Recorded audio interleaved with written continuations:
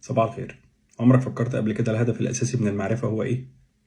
الهدف الأساسي من المعرفة عمره ما كان إننا نعرف، ولكن الهدف الأساسي من المعرفة إننا نعمل، لأن العمل هو أفضل طريقة توصل بيها اللي اتعلمته. العمل هو أفضل مثال الناس يشوفوه فيك، مش مجرد الكلام.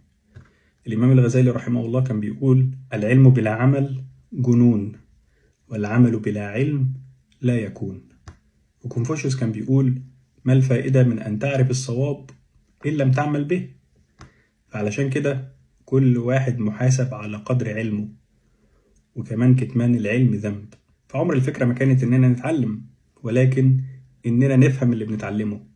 وعمرها ما كانت إننا نقف عند الفهم، ولكن إننا نطبق اللي فهمناه.